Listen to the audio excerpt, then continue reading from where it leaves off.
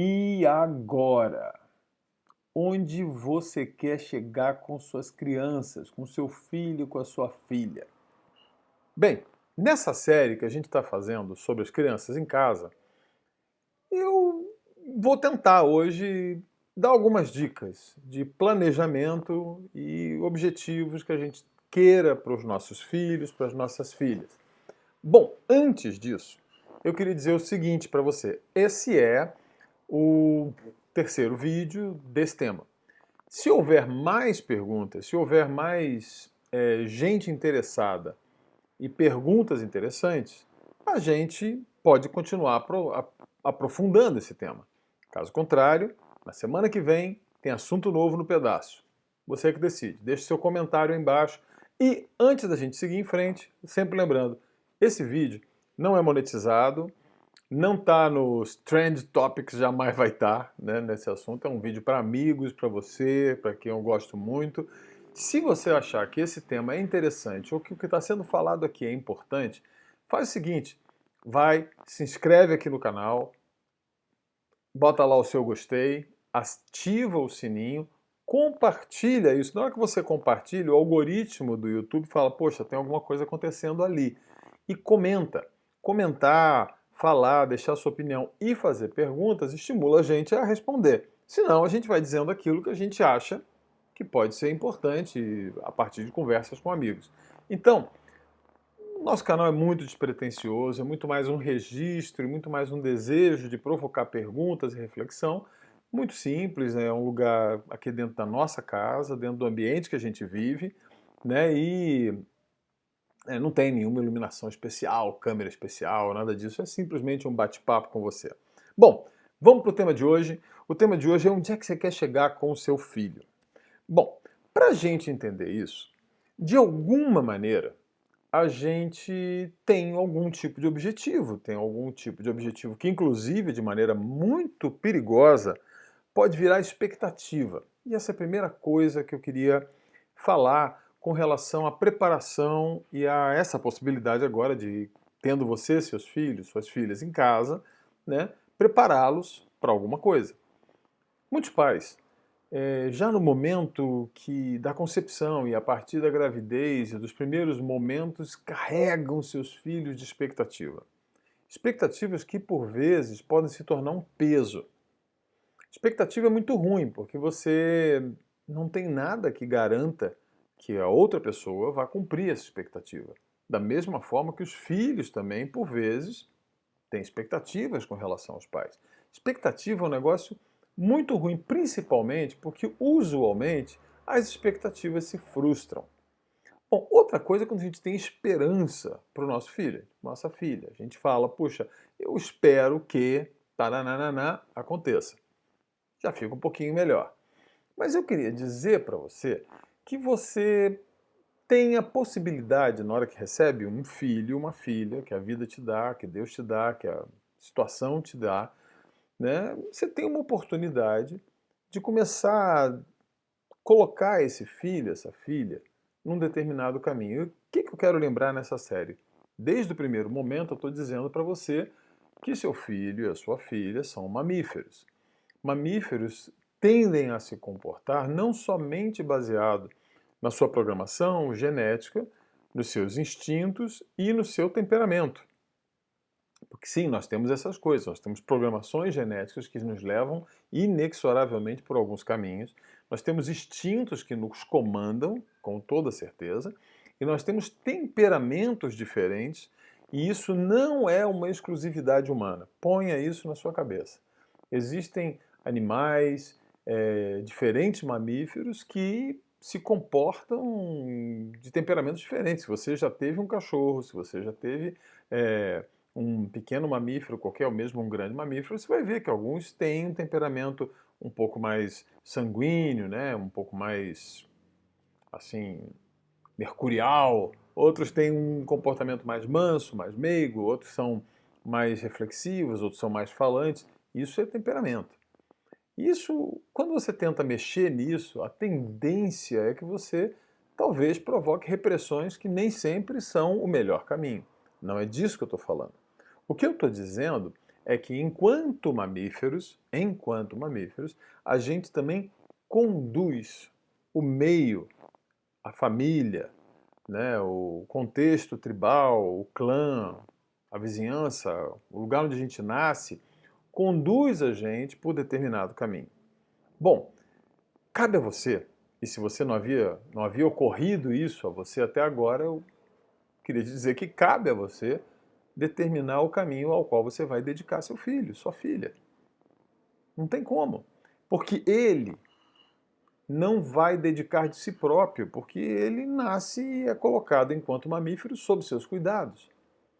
Inclusive, uma coisa que eu queria dizer é que muitos pais que se negam a exercer esse papel fundamental nos primeiros anos de vida acabam tentando conduzir forçadamente jovens e adolescentes, quando já não dá mais para você, eu quero isso para você. Bom, agora ele não quer mais. Agora outro alguém, normalmente, usualmente, o mercado, por vezes o Estado, por vezes o consumo, por vezes a propaganda, já dedicou, já colocou naquele caminho. Bom, o que eu estou querendo dizer é que se você quer realmente educar seu filho, chegar em algum lugar com ele, se você quer levar seu filho a algum canto, você precisa saber aonde é esse canto. Bom, vamos lá. Usualmente nós temos essa dedicação conduzida por duas ferramentas. Uma que é o ensino. Já falamos no vídeo passado. Se você por um acaso não assistiu, volta lá, assiste o vídeo anterior e você vai entender o que é essa coisa do ensino, da aprendizagem. E o caminho do ensino, ele acaba dedicando sim, né? E o ensino funciona, com certeza, funciona até com o cachorro. Você consegue ensinar o cachorro a sentar, você consegue ensinar o cachorro a pegar uma bolinha, você consegue ensinar o cachorro até onde fazer xixi, onde fazer cocô, o que não fazer, como latir, quando latir, você consegue ensinar. Nem sempre usando ferramentas muito distantes do prêmio e da punição. Há quem faça isso com seus filhos. E, aliás, muitos de nós sofremos isso. Outro caminho que você tem é o caminho da educação. Educar, eu vou usar aqui uma frase de Tolstói. Vamos localizar. Leo Tolstói, considerado com certeza o maior escritor de sua época, um dos grandes gênios da humanidade. Eu tive o prazer de escrever sobre ele na minha pesquisa acadêmica. Eu tenho realmente um carinho muito grande, não só pelo estilo literário de Tolstói, mas principalmente Tolstói enquanto pedagogo, enquanto... ele escreveu muito mais, se você não sabe, ele escreveu muito mais sobre educação do que literatura, só para lhe dar uma orientação. Bom, Tolstói tinha uma frase fantástica para definir o que é educação. Anota aí se você quiser. Segundo Tolstói, aspas para ele, educar é transformar alguém em alguma coisa de acordo com o interesse de outro alguém. Eu vou repetir. Educar é transformar alguém em alguma coisa de acordo com o interesse de um outro alguém. Isso já demonstra que Tolstói era um crítico, como uma série de autores são, e esse aqui que está falando também, né, da educação. A educação, ela tem a mesma origem, a palavra, ela tende a induzir, a conduzir, a produzir efeitos. A educação é constituída de ferramentas que basicamente enquadram uma pessoa, induzem uma pessoa, conduzem uma pessoa a um determinado fim. A educação é a grande ferramenta que surge para sua orientação no século XVII. Vou dar um dado, se você quiser depois eu boto até a citação aqui na descrição do vídeo para você saber de onde eu tirei isso. Educação é considerada uma palavra revolucionária pelos ingleses no século XVII, quando eles falam, uau, olha só que legal. Educação não existia enquanto conceito até o século XVII. No século XVII, esse conceito de induzir alguém, conduzir alguém para que ele se comporte de determinada maneira, é considerado um achado fantástico pelos acadêmicos do século XVII. E, detalhe, no século XVIII, com a Revolução Francesa, com a constituição da sociedade moderna, como a gente a conhece e concebe hoje em dia, puxa, essa era a ferramenta de formar um cidadão para o contrato social. Dando dicas aqui, se você quiser ler sobre isso, leia o Emílio de Rousseau e leia o Contrato Social de Rousseau. Aliás, dois livros que foram escritos durante o mesmo período. Ele escreveu isso com a mão esquerda e com a mão direita, enquanto ele tirava férias na casa de sua amante. Ele escreveu esses dois livros, né? Contrato Social e o Emílio. O Emílio é uma história de um menino fantasioso que ele conduziria, né, a se tornar o cidadão que iria viver dentro daquilo que é o contrato social, que é a base fundamental da Revolução Francesa, do Estado moderno. Bom, a educação é a ferramenta, basicamente, que prepara esse cidadão para esse contrato social, para a vida nessa sociedade, que se transformou a partir do século XVI, de maneira crescente, numa sociedade de consumo. Ou seja, qual é o fruto final do processo educativo? E aí eu vou citar o Ivan Illich, né? Ele fala que esse é o processo no qual a gente introduz o neófito no rito apático do consumo apático.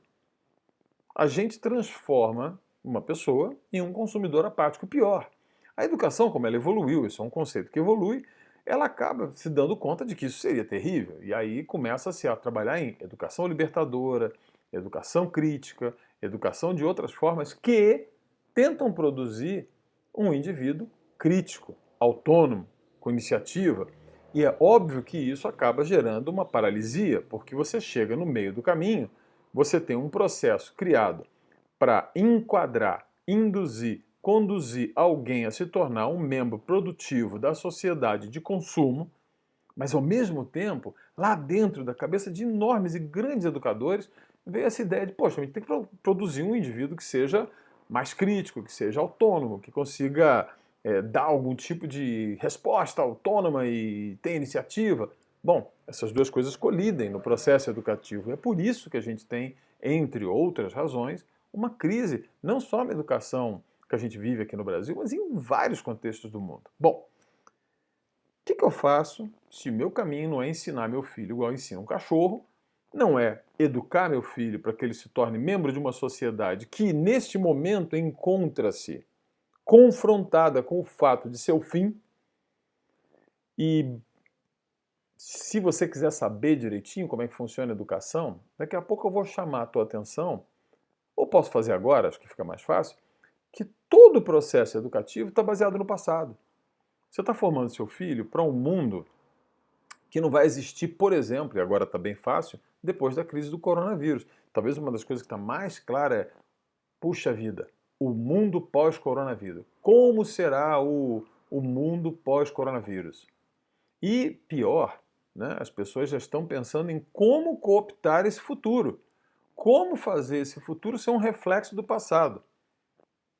Bom, existem muitas ferramentas educativas que preparam seu filho para o mercado de consumo, para o mercado de trabalho, para o mercado como se conhecia até uns 3 meses atrás. Talvez não seja uma boa ideia nesse momento, você não acha?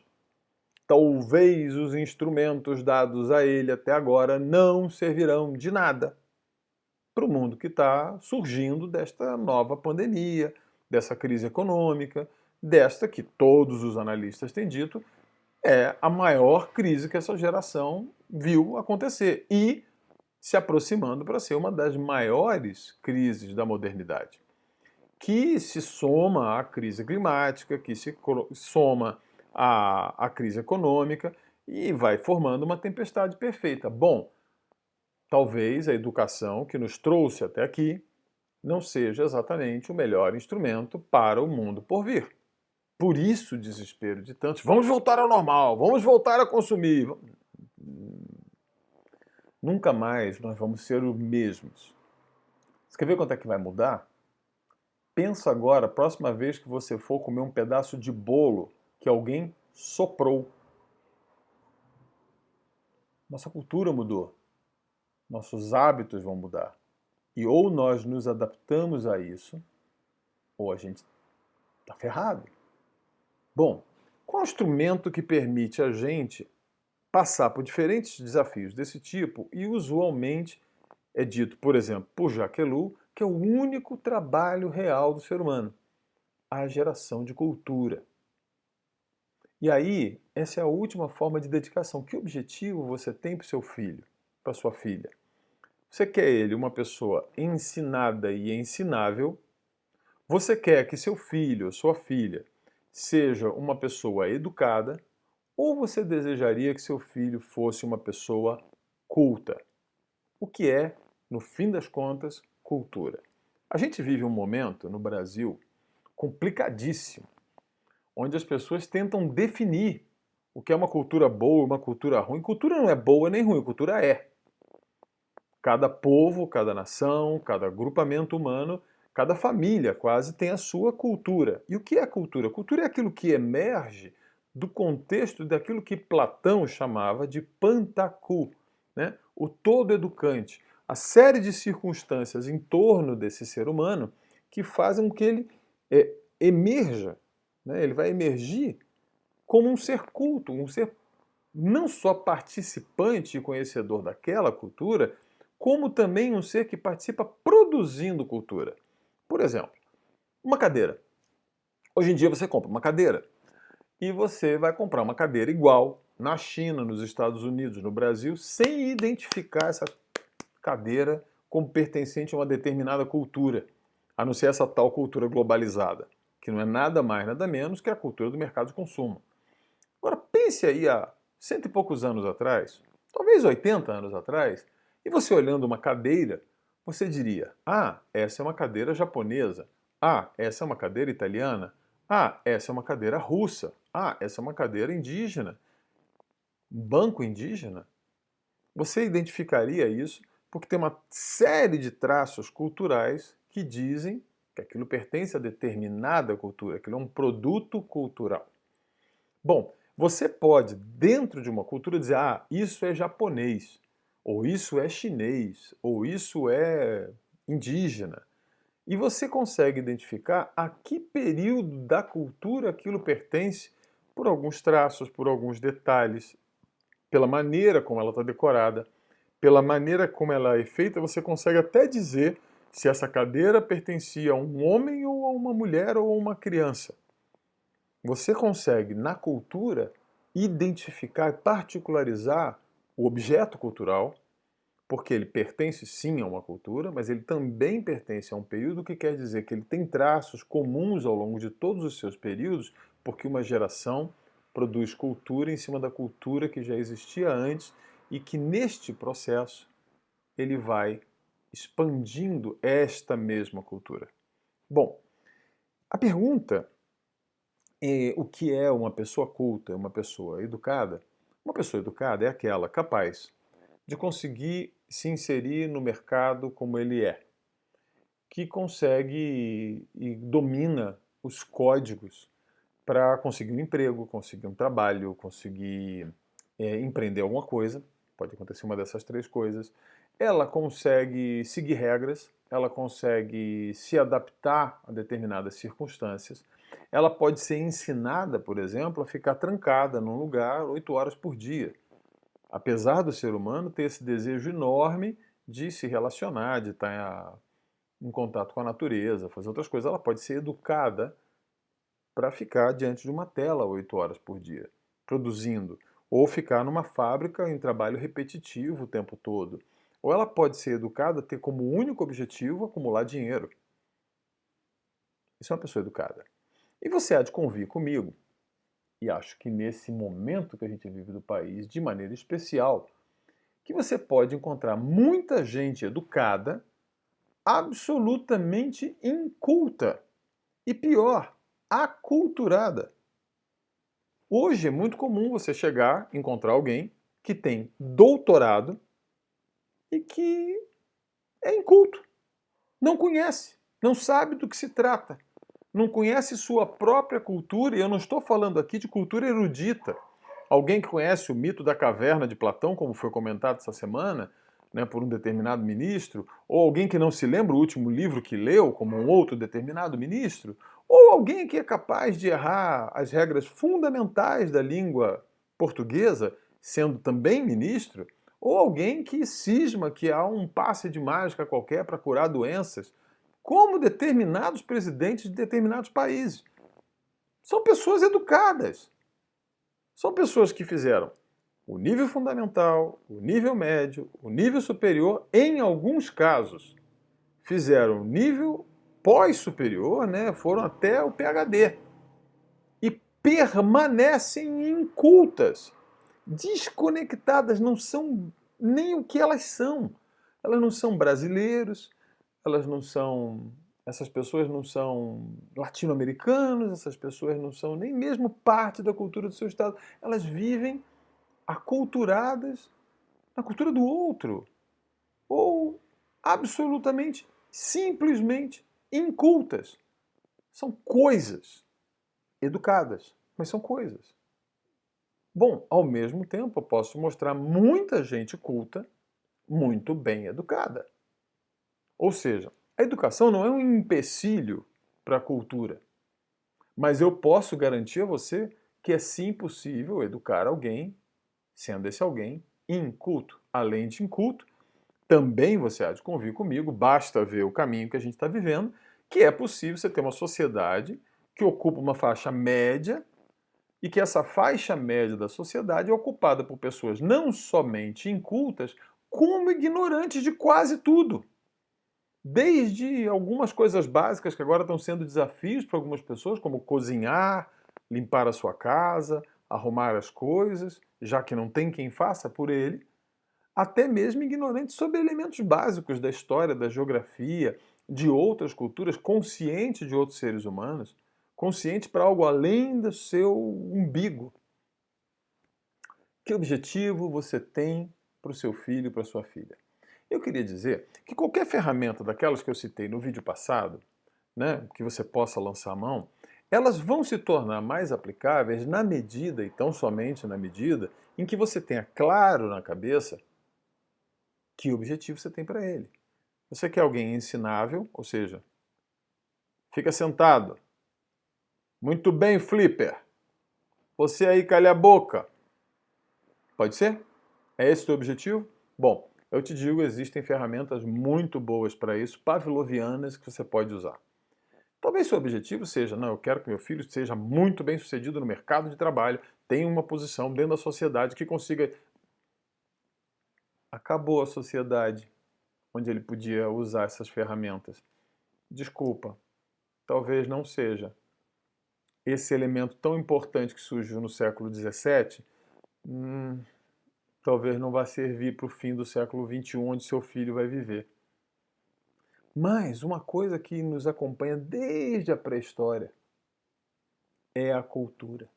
É isso que faz dele um ser humano. Talvez o melhor objetivo para o seu filho, para a sua filha, e para você resgatar nesse tempo de quarentena, ou mesmo se você estiver assistindo esse vídeo fora do tempo da quarentena, é você resgatar a possibilidade de que você seja uma pessoa culta, que você reencontre as suas raízes, que você reencontre no ser humano que cozinha, que trabalha, que fabrica, que faz, que educa seus filhos, que ensina a ler e a escrever, que faz parte de uma literatura, que faz parte de uma mitologia qualquer, que entende o mundo de determinada maneira, que você faz parte de uma cultura, e esse é um tempo excelente para começar a levar seu filho a ser culto. Por quê? A pessoa culta, ela tem algumas características. Por que eu estou defendendo essa posição, sugerindo a você já diretamente que você estabeleça um objetivo para o seu filho. Não que ele se enquadre numa sociedade que está morrendo, mas que ele seja uma pessoa culta. Uma pessoa culta é, número um, incontrolável. Ela vai ser sempre incontrolável. Uma pessoa culta é imprevisível. Ela tem elementos na atitude, na maneira de falar, na maneira de escrever, na maneira de trabalhar, que sim a identificam, a colam a toda uma sequência de passado, que ela se sente parte, mas sempre vai ser novo, porque uma geração constrói sobre outra geração. Então, a que você vai dedicar esse tempo privilegiadíssimo que você está tendo para estar com seus filhos em casa? A transformá-lo num ser ensinável que se comporte bem, fica sentado, obedece, é um, é um caminho. Você vai insistir que ele continue se preparando para enfrentar os desafios que foram os seus desafios há 30, 20 anos atrás? Ou você vai ter a coragem de criar um ser incontrolável, que conhece a sua cultura, que é gerador de cultura, que vai gerar, seja, e quando eu falo gerar cultura, não é fazer só cinema, teatro, música, não é disso que eu estou falando só não, isso também. Mas no fato de fazer uma cadeira, como eu falei, de cozinhar uma comida, de pertencer a de costurar uma roupa de determinada maneira, de arrumar uma casa de determinada maneira, em tudo que o ser humano faz, ele reflete uma cultura, ou ele vai continuar imitando a Mary Kondo, ou ele vai querer cozinhar como Jamie Oliver, ou ele vai querer fazer um trabalho, ou vai ter que querer fazer alguma repetição de um herói qualquer que aparece no videogame dele. Isso, infelizmente, não é o sintoma de uma pessoa culta. Isso é o sintoma de uma pessoa aculturada, que está se preparando para consumir o próximo livro, o próximo curso, o próximo produto que vai vir com a marca de um desses elementos. Meu amigo, minha amiga, nesse tempo que você tem com seu filho e com a sua filha em casa, vou te dar uma dica. Para, resgata de onde você veio. De onde veio sua família? Quais são as origens? Quais são as origens da sua família? Elas são aqui do país, elas se originam em Pindorama, você tem uma origem indígena, ela veio com as hordas de imigrantes que vieram para cá, ela fez parte de alguma colonização. Quais são os elementos culturais da comida da sua família? O que seus avós, esses que agora tem gente dizendo que é só alguns velhinhos que vão morrer, qual é a comida que lembra e remete e diz que a sua família é a sua família? Que o seu bairro é o seu bairro, que o seu estado é o seu estado, que a nação a qual você pertence é a nação a qual você pertence. Resgate com seu filho a possibilidade de conhecer a história da comida, a história dos móveis, a história das roupas. Comece a estudar todos aqueles conteúdos que ele aprende na escola para se tornar um cara educado, agora enriquecendo-os com aquilo que você tem na sua vida, na sua família, na sua história, na história da sua avó, na história dos seus antepassados, no lugar onde você mora, nas gírias, nas colocações, nas maneiras de falar, descubra de onde vem. E com isso, você vai poder dedicar seu filho a um caminho ao qual, mesmo depois que ele ficar velho, ele jamais se desviará. E de tudo que ele possa ser dedicado, ela possa ser dedicado, dedique seu filho a ser um ser humano. Ser um ser humano tem algumas características. A capacidade de criar, de produzir, a capacidade de cuidar do outro, a capacidade de perceber e imaginar que o outro está ali. Tenta fazer dele um ser humano. Um ser humano não come gororoba. Um ser humano não deita em qualquer lugar. É desumanizante fazer com que seu filho deixe de ser elegante com uma pessoa, que abra uma porta, que converse com alguém com educação, que seja cavalheiro ou que seja uma dama, que seja alguém educado no sentido não de que alguém impôs isso, mas pelo prazer de poder conviver.